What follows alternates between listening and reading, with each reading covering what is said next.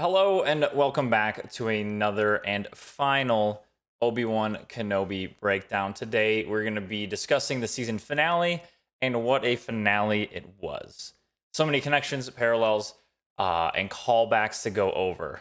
But first, obviously, spoiler warning for Obi-Wan Kenobi, spoiler warning for Star Wars Rebels, pretty much anything Star Wars is kind of on the table here, but big spoiler warning for obviously Kenobi, and I would say a pretty large spoiler warning for Star Wars Rebels as well. But all right, let's get into it. We open on Riva, looking not too bad for just getting stabbed, but kind of breathing a little heavy. She's looking for Owen on Tatooine. Obviously, we know this based on how the last episode ended. She uses the Force to spill Obi-Wan's old butcher's boss's drink, and you can see the people around her are immediately scared, and Reva obviously uses that to her advantage. I know a lot of people are upset that she is still alive, and I think that what the Grand Inquisitor said in Part 5 is partly to do with this. The Grand Inquisitor said, "Revenge does wonders for the will to live." Another character that we have seen do this, and probably most notably, was Darth Maul.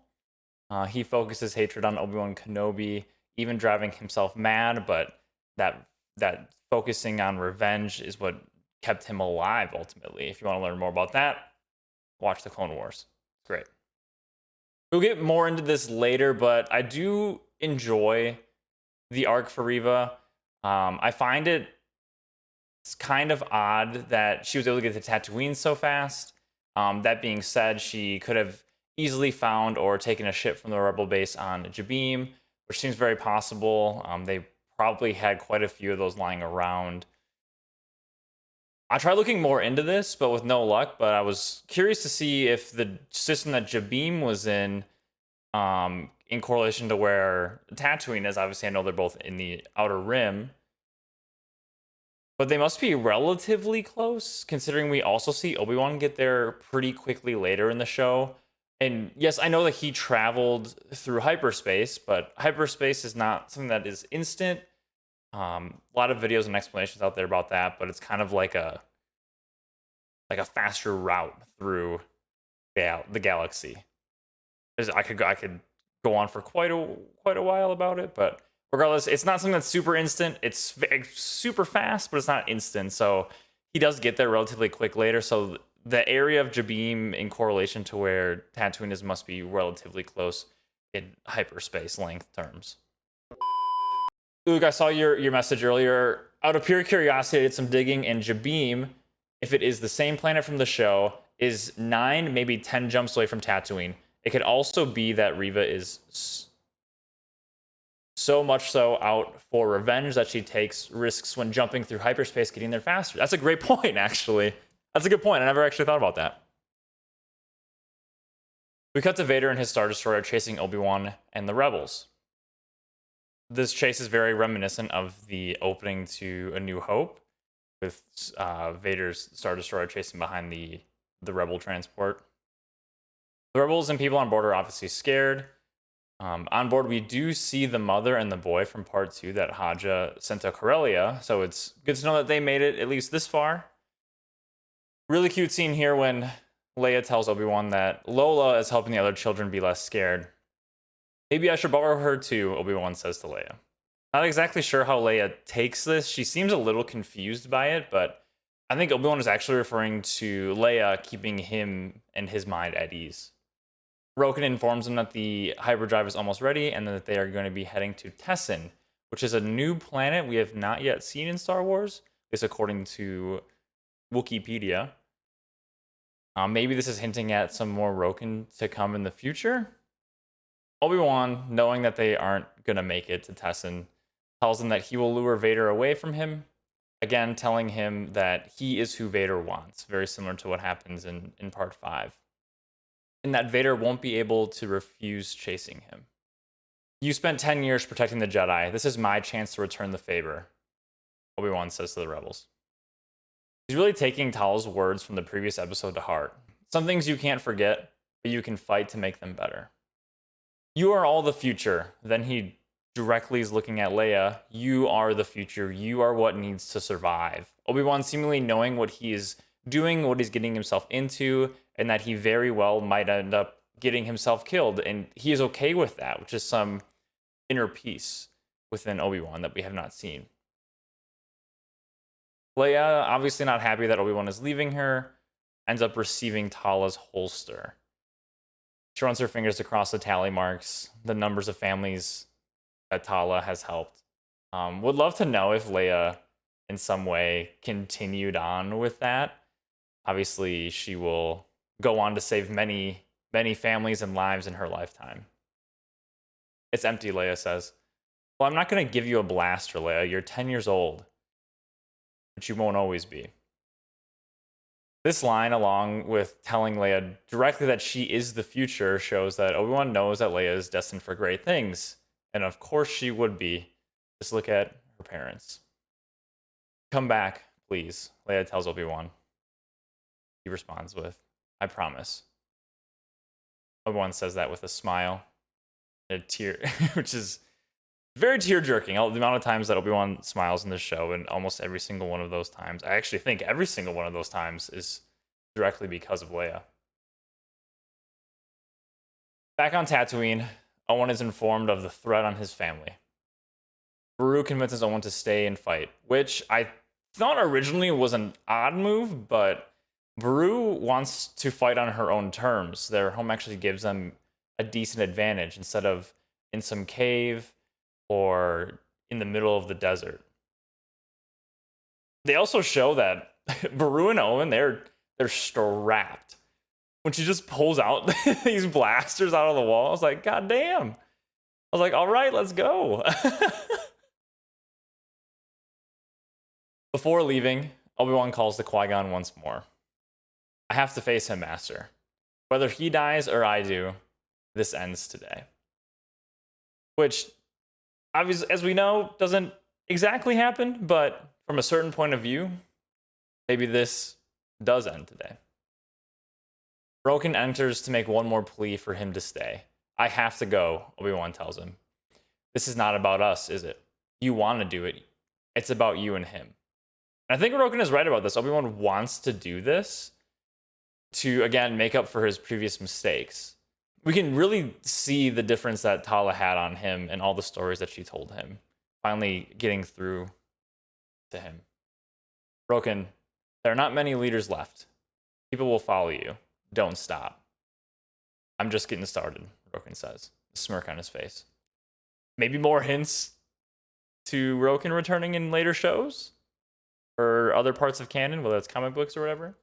I would love to see it. I think he's a good character. I think O'Shaw Jackson did a great job, and Roken is a character that I want to spend more time with. And could we maybe see him potentially in Andor? I'm not really sure. I'm not really counting on it based on the kind of limited information we know about it, but it would be cool to further explore that character, and like you'll see how he ends up. Once Obi-Wan leaves, the Grand Inquisitor wants to let him go, to wipe out the path, but would ultimately be a massive blow to Force-sensitive people across the galaxy. We cannot prioritize one lone Jedi. He is not just any Jedi. Follow Kenobi, is what Vader says. Obi-Wan obviously means so much to Vader. That connection that they have is so strong. This is also not just about killing one Jedi, as Vader said. It's about killing Vader's past. Killing what he thinks would be the only thing that could potentially bring Anakin back. Back on Tatooine, the suns have set and night has fallen. Reva is on her way. Beru and Owen hide Luke, telling him that the Tuskens are raiding farms again, which is a tough look for the Tuskens after all the pro-Tusken content that we got from Book of Boba Fett. It was a tough look for them. After following Obi-Wan, Vader tells him to prepare his ship. He will face him alone, is what he says to the Grand Inquisitor. The Grand Inquisitor kind of double takes to this order, kind of like, what the hell am I even here for?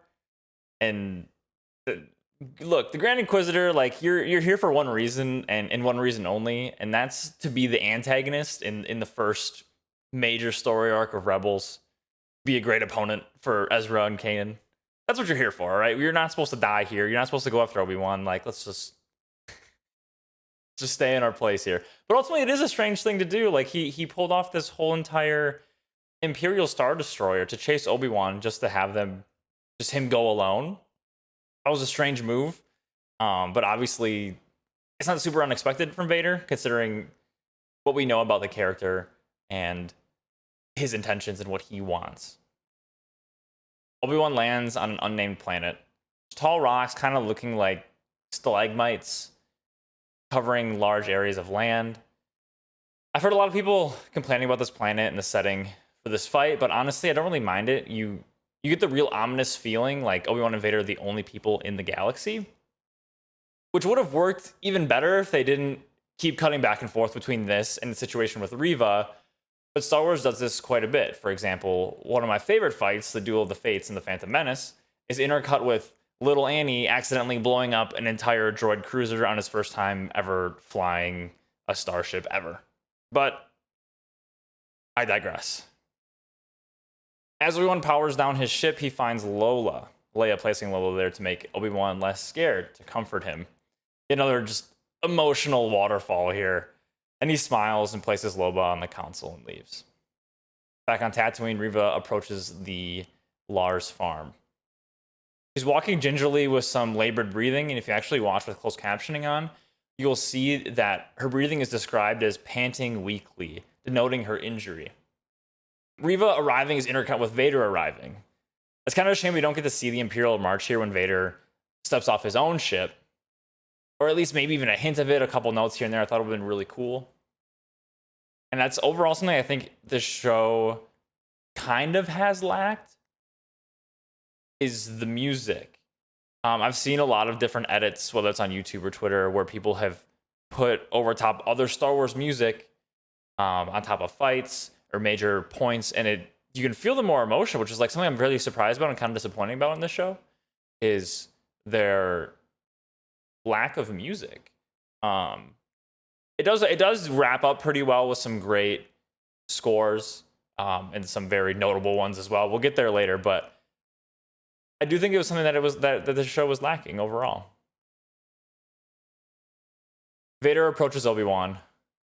A really cool landscape shot here in the background with like the moon on one side, the rocks on the other. Have you come to destroy me, Obi-Wan? I will do what I must. This is the exact line from Revenge of the Sith right before the duel on Mustafar. Then he stands in his iconic formed stance. Far different from the stance during the encounter on Puzo in Part 3. I was honestly really happy to see this.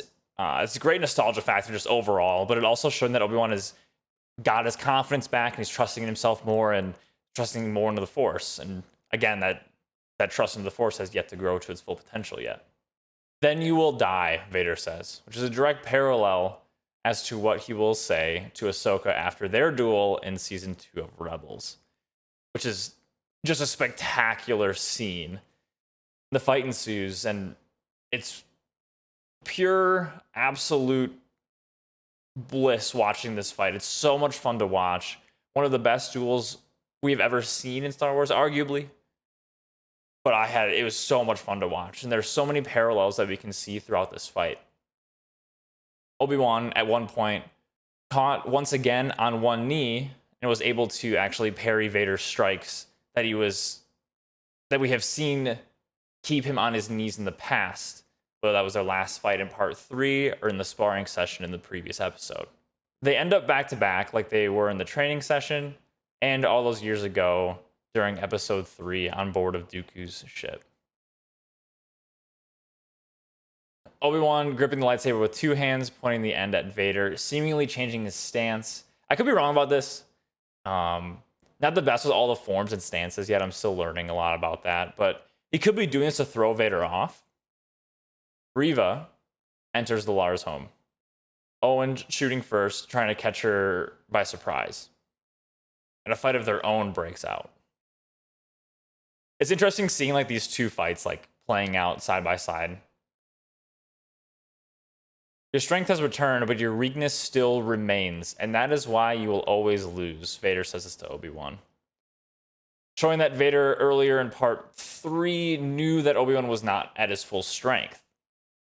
Vader, pulling off some real earthbender type stuff here, collapses the ground around Obi-Wan. We get this shot of Obi-Wan at the bottom of this pit looking up at Vader. It's very reminiscent not only of Obi-Wan having the high ground in Revenge of the Sith, but also reminds us of in episode 1 in The Phantom Menace with Darth Maul standing over top of Obi-Wan as Obi-Wan hangs down this reactor shaft. Vader begins relentlessly throwing these pillars of stone onto Obi-Wan, trying to bury him alive. We cut back to Reva throwing a box at Owen, and when that happened, I literally, like, out loud was just like, oh, like, just gets absolutely smacked. You really love the boy like he is your own, Reva says to Owen. He is my own. I was like, fuck yeah, Owen. Hell yeah, he is. Owen starts swinging, landing a good shot on Reva's left side, and she's visibly in a lot of pain, and Owen notices this and ends up punching her where her stomach is all wrapped up. And I think they could have made the bandage or whatever it is a little more noticeable for the viewer to see, but Reva is clearly nowhere near full strength, especially if Owen, the moisture farmer, is getting some hits in on her. That being said, she is still able to get past Owen and make it into the room where Beru and Luke are.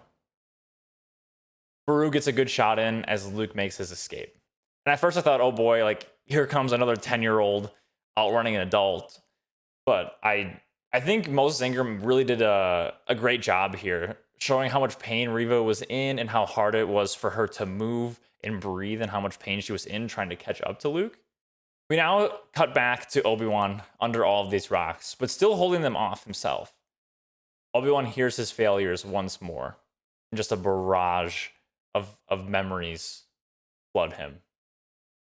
This is the end for you, my master. Admit you are beaten. You cannot run, Obi-Wan. I see through the lies of the Jedi. You are my enemy. You should have killed me when you had the chance. I do not fear the dark side. It ends with, I am what you made me. Then he sees Luke and Leia and sees that there is still hope.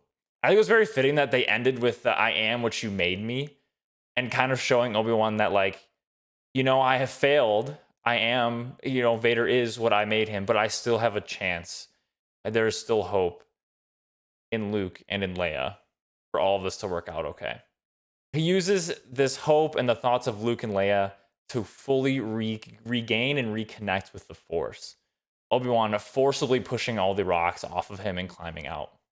There's a major parallel here with The Last Jedi, Rey having to learn that the Force is more than just lifting rocks, only to have to lift a bunch of rocks to save the Resistance at the end.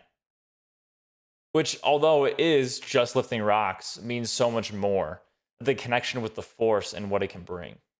Vader senses that not only is Obi-Wan still alive, that he has grown stronger still. And the fighting ensues. Unreal scene, watching Obi-Wan just, you know, start to actually get a leg up on Vader and pelting him with rocks, some more earth bending, some more rock moving of his own. And again, showing the parallels between the strength with the Force and moving rocks. Obi-Wan ends up breaking part of Vader's breathing system, and we hear him wheezing in pain and struggling. Obi-Wan continues. Ends up jumping off of a rock, like UFC off the cage style, and breaking Vader's mask. And again, we see Obi-Wan in the Qui-Gon form stance. Vader raises his head. Left side of his mask is broken off. Obvious parallels that will ensue between this scene and Rebels, Twilight of the Apprentice, and Season 2 of Rebels. In that episode, Ahsoka breaks the right side of Vader's mask. And there's lots of great cinematography here with the red and the blue glows of the lightsabers. When Vader first lifts his head, his eyes almost seem like they're blue. They're Anakin's eyes. We see something similar in Revenge of the Sith. Anakin's eyes going from his Sith red back to his blue eyes, mouthing help to Obi-Wan before returning back to his Sith red. This is after he got cut up and was crawling out of the flames. Vader's face mainly lit in red, but with some touches of blue light. This blue light signifying that there is still some good in him, some light, and a piece of Anakin. Obi-Wan's face lit completely in a blue glow. Anakin, Obi-Wan says. This being the first time Obi-Wan has truly seen Anakin since Revenge of the Sith. This is also what Ahsoka says when she first sees her old master after breaking Vader's mask in Rebels. Anakin is gone. I am what remains. Flashes of blue still coming onto Vader's face. His voice distorted in a mixture of Anakin and Vader's. The two pieces of him. Obi-Wan fighting back tears, his voice breaking. I'm sorry. I'm sorry, Anakin, for all of this. And his face with shades of blue across it. It's really emotional, man. Even like I get chills every time. This whole scene is great. Okay, we continue on. Vader's eyes now back to his Sith red. I am not your failure, Obi-Wan. You didn't kill Anakin Skywalker. I did. His face still with a little bit of blue covered by the red. The blue fades from Obi-Wan's face. We cut back to Vader and his face lights completely up in red. Vader continues, the same way I will destroy you. The blue fading away from Obi-Wan's face is replaced with a red glow. Then my friend is truly dead. There's no red, there's no blue on Obi-Wan's face anymore. He looks at Darth Vader and says, goodbye, Darth. As Obi-Wan is walking away, Vader yells after him the large scream of Obi-Wan, which is another parallel here to Rebels. This is what I thought of with Maul yelling for Kenobi while searching in the desert sands of Tatooine, wanting his revenge. The blue that comes across the face of Obi-Wan, to me, represents the hope that he still has that he can reach Vader. And you can see the blue completely fade and be replaced with red after Vader tells Obi-Wan that it was Vader who killed Anakin, and that Vader will destroy him. Obi-Wan's goodbye, Darth, is very important for a few reasons. It shows that all the hope he has for Anakin to come back is gone. It also makes some really big connections for us. Connections we needed from Obi-Wan to understand how his thoughts have changed from Revenge of the Sith to A New Hope. First, from a certain point of view, that Vader killed Luke's father. Now we know why he tells Luke this, because it was Vader that told him. Next, saying to Vader, only a master of evil, Darth, on their final encounter aboard the Death Star. Pretty self-explanatory there. Obi-Wan referring to Vader as Darth as he walks away during this fight. We needed this connection to know how Obi-Wan went from you are my brother Anakin, I loved you, to only a master of evil, Darth. And I absolutely loved it. This scene is truly amazing. And one last parallel too is that my friend is truly dead. Mirrors what Luke will say to Vader in Return of the Jedi when he says that my father is truly dead. And after watching it several times, I still get chills. I still get choked up. I'm getting choked up reading through my notes here. Just an absolute emotional scene, and I'm still in shock seeing Vader's mask like cut in half. And every time I watch it, I just hang on every word that they both say. This scene was just truly amazing and arguably one of the best fights we've ever seen, arguably, with some of the best dialogue, fight choreography, and cinematography that Star Wars has to offer. Obi-Wan makes it off-world, but senses Luke is in danger. Heads to Tatooine, with Lola just hanging out on the dash. Reva chases down Luke. She's still breathing very heavily. She force pulls him off the cliff, knocking him unconscious. She draws her lightsaber, but while standing over Luke, all she sees is her child self. We see those same images from the night of Order 66, but intercut with Anakin and Vader is Reva, standing there with her saber drawn, just as Anakin had done. Obi-Wan arrives on Tatooine at the Lars farm. Reva returns with Luke in her arms. He's still unconscious. Beru and Owen take Luke inside as he's waking up. Reva sobbing, "I couldn't do it. I failed them," referring to her other younglings. "He killed them all, and I couldn't do it." But again, referring here to Anakin killing all the younglings, and Reva couldn't kill Luke. She realized she would have become Vader. "You haven't failed them. By showing mercy, you have given them peace," Obi-Wan says. "Have I become him?" Reva asks. "No, you have chosen not to. Who you become now is up to you." They share like a pretty good moment here too, and Obi-Wan finishes with, "Now you are free. We both are." They're free from their past, free from their mistakes, and free from Vader and Anakin.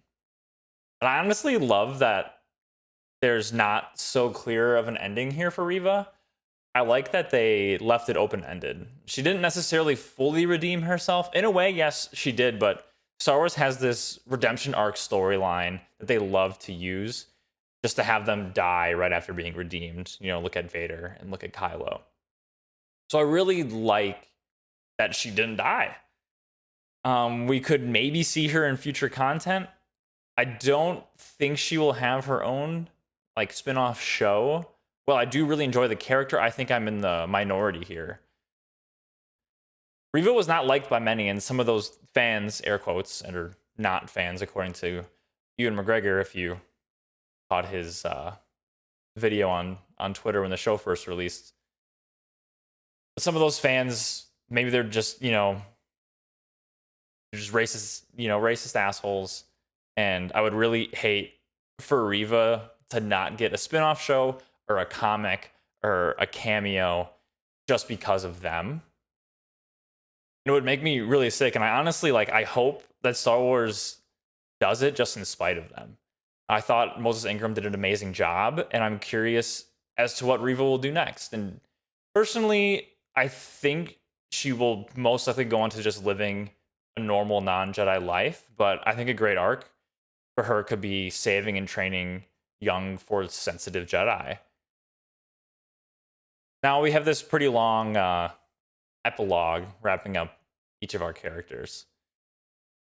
On Mustafar, Vader informs Palpatine. Great cameo here, by the way. Glad we got to see it. I, for some reason, wasn't expecting it. I was like, it'd be cool if we saw the Emperor, but I never voiced that. But love to see the cameo.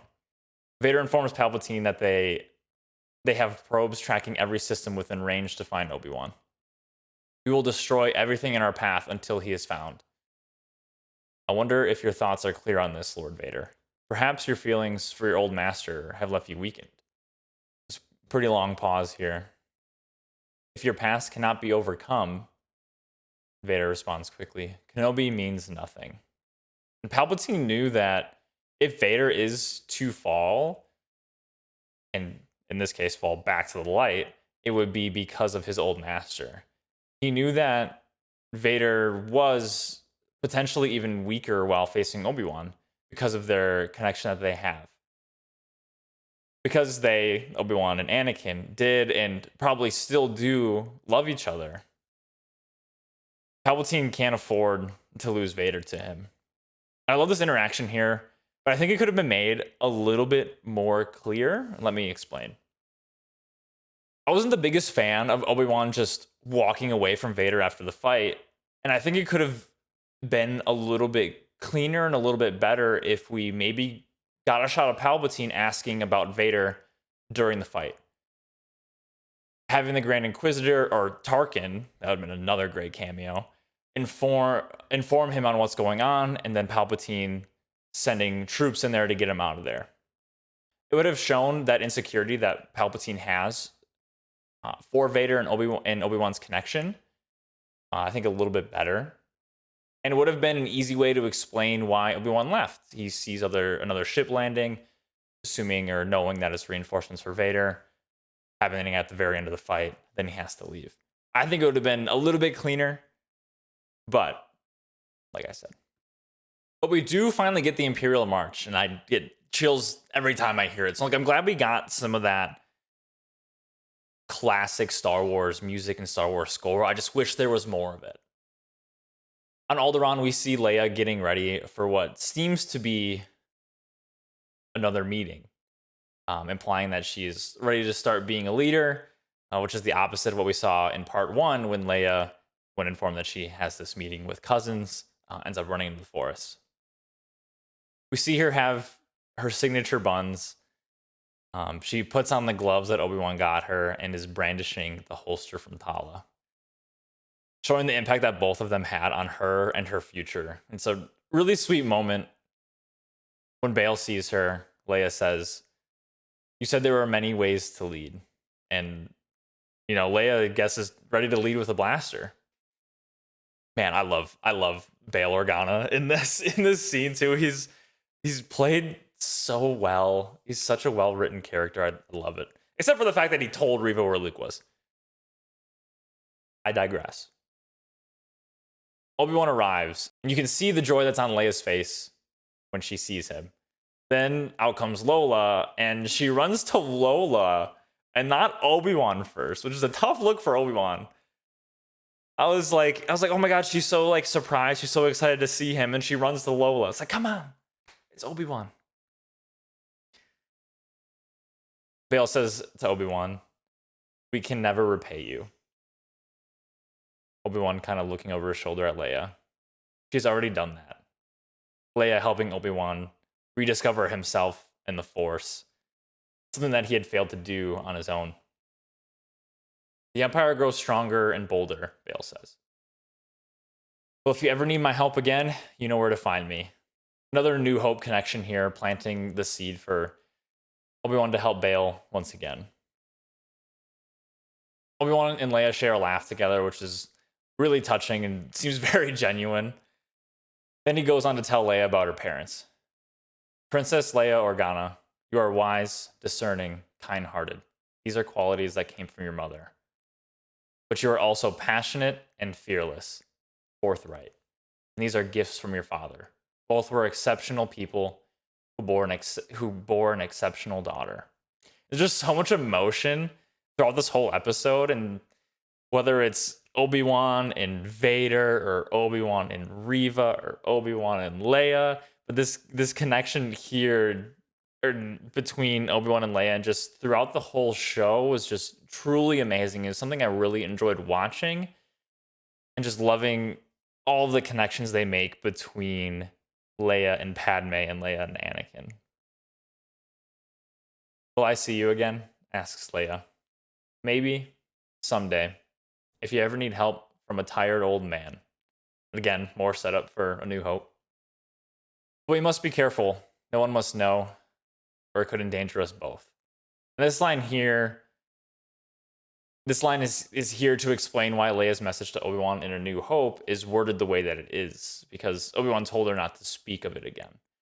And some people think that there's a lot of retconning throughout this show, but I truly think that people need to wait till the end before they make these assumptions and bold claims and get upset about these certain things in order to get the full picture. Obviously, when George Lucas wrote this back in the 70s, he didn't think about every little story that could happen. Shit, he didn't even know what was going on in the original trilogy, and how those characters even knew each other, how even they were even related. And he even wrote in the fact that Leia still remembers her mother's face just to have her die within minutes of birth. George Lucas wrote both of those things. And in my opinion, fear of breaking canon shouldn't stop us and the writers from getting to explore more of the galaxy. Now, I'm not saying we should break canon, but we should be able to bend and stretch it so that we can see amazing stories like this. And nothing in this show breaks canon, and I trust Dave Filoni and Jon Favreau and Deborah Chow with all liberties that they have over Star Wars. They prove time and time again what great shows and stories they can make. Now, the one note to make is there's one book I am planning on reading and I have not read yet. I believe it's called Master and Apprentice, about Obi-Wan and Qui-Gon. And so the whole Force ghosting, which obviously we haven't gotten into yet. Potentially in some hot water there. Again, I haven't read the book, so I'm not 100% sure on that, and it's something I will get to in due time. Obi-Wan leaves Leia with, "Goodbye, princess. May the Force be with you." And it has not yet failed to make me tear up even a little bit, especially with the sound of the Force theme in the background. Back on Tatooine, Obi-Wan packing up his cave, maybe to move to his house that we know he has in A New Hope. Maybe like the real estate market isn't as bad on Tatooine as it is here. It's ready for an upgrade. He sees the toy and decides to go back and give it to Luke, or at least bring it to Owen. Obi-Wan, leaving the cave, turns back, giving it one last look, symbolizing yet another chapter of Obi-Wan's life coming to an end. Obi-Wan arrives at Owen and Beru's. "I thought you were going to keep your distance," Owen says to Obi-Wan, in a far better tone than when they first spoke in part 1. You were right. He just needs to be a boy. Future will take care of itself. The only protection he needs now, Owen, is you and Beru." Maybe hinting that Obi-Wan might leave Tatooine again, at least not completely closing the door on it. Owen asks if he wants to meet Luke, and Obi-Wan, the man who was there when he was born, finally gets to meet the boy that he knows so much and so little about. And he greets him with the iconic hello there. It's absolutely perfect timing and something that I would like to take credit in calling that it would happen, but actually my girlfriend said it. And I just reiterated that on my first podcast. So she did call it. This episode gave me a lot of respect for Owen and Beru. And not that I didn't respect them before, but I guess I just didn't really have any feelings towards them. They take Luke in, which is incredibly dangerous for reasons that I don't have to explain. And they love him and they care for him and give him a home. Both Owen and Beru love their family and want to protect it at all costs. It's really a great insight into these characters, which have kind of been an afterthought. Obi-Wan ventures off, only to come across his old master, Force Ghost Qui-Gon. And we finally got Qui-Gon, and it was amazing. It was so good. I was like, oh, this is going to end super nicely. And then he's kind of walking away. I'm like, is this where they're going to end it? And then they kind of show, like, it took me like a little bit to be like, oh my God, it's going to be Qui-Gon. And I was losing it, man. Took you long enough, Qui-Gon says. "Beginning to think you would never come," that's what Obi-Wan says in return. "I was always here, Obi-Wan. You were just not ready to see. Come on, we got a ways to go." It's speaking of like their training together and the journey that Obi-Wan has yet to go on, which is an absolutely amazing way to end it. And I took this as Obi-Wan's connection to the Force, not ready. Him not ready to believe in the Force and hope again, and that is why he couldn't see Qui-Gon and why he couldn't connect with him. Or maybe this was Qui-Gon's way of saying, I couldn't bring you back to the Force. I cannot make you believe. Only you can do that for yourself, which is what I kind of like that a little bit more. And it ends up being another lesson from his master. And with that, I'm sure there's many more to come after. It's not until after fully connecting with the Force again, finding his purpose in both Luke and Leia, that Obi-Wan could finally communicate with Qui-Gon after he was able to get rid of his past. Also, a little side note here, I saw a tweet where they quoted Liam Neeson on reprising his role as Qui-Gon. Quote, "I certainly did not want anyone else playing Qui-Gon Jinn. And I wanted to show my respect for George Lucas and that mythical world that he created. Plus, Ewan McGregor is a pal." And them being pals absolutely just like warms my heart. There was also an amazing picture going around of Force Ghost Qui-Gon, but he looked like he was on like a beach vacation. He had like sunblock, he had sunglasses, he's holding an umbrella. It's so funny. If you haven't seen it, like go look for it on Twitter. I'm sure it's out there. I've been giving my thoughts and commentary throughout the breakdown of this episode, which is what I usually do. But to wrap up this show, in the way that they did was so perfect for me. They started with a broken Obi-Wan, and now he is fully attuned back into the Force, explaining why Vader stops looking for him because their connection could bring him back to the light. And we see Obi-Wan trying to bring him back in this episode, which is a great parallel to the attempts that will be made in the future. And it all goes actually back to Vader's helmet in the scene where Obi-Wan breaks it. Obi-Wan broke the left side of Vader's helmet. Ahsoka broke the right side. They both talk to Anakin and try to get him back to no avail. But the person to fully remove Vader's helmet and bring Anakin back was Luke. And there's something so beautiful and like poetic about that whole progression that it's just amazing. Obi-Wan once thought as you do. Obi-Wan thinking that Anakin is still in Vader up until the last fight of this episode. Obi-Wan in the original trilogy didn't think this or necessarily express this to Luke, but he did have this same idea. As explained before, we get the needed bridge from Obi-Wan in Revenge of the Sith to how Obi-Wan thinks of Vader in A New Hope, only a master of evil Darth. We surprisingly got to see Leia grow from a child that doesn't want to lead to being inspired by both Obi-Wan and Tala, R.I.P. Tala, great character, to take a stance and push for change. The origin story of Leia's rebellious ambitions. As I said earlier, I did really enjoy the story arc of Reva, and I hope that it is continued somewhere else in canon, or maybe she gets a cameo here, or a comic there. I think Moses Ingram did a great job, and I loved the way the character arc played out. I thought it could have maybe been sped up just a little bit. I thought there was like a couple episodes in the middle where Reva just keeps referring to her past, and you don't know what I've done. And it's like, okay, we know that you said this already. Like, I would like to move to the next step.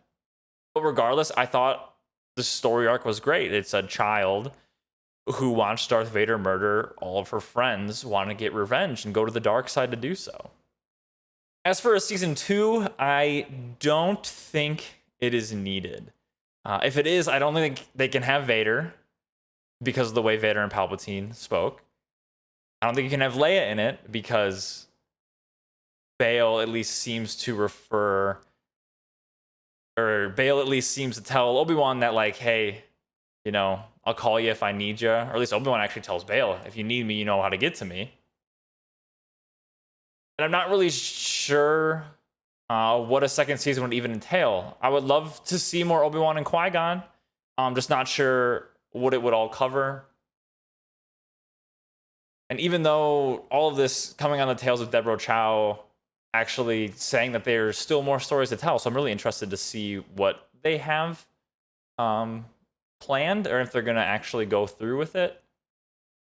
I know we're going to be getting Hayden Christensen back in the Ahsoka show, which I can't wait for. I can't wait to talk about that in insane depth in the weeks, and it'll probably be a long time. That show doesn't come out until next spring, so it'll probably be a while before we talk about it. But Hayden Christensen, I guess, is confirmed to be back in that show, so it'll be awesome to see him again.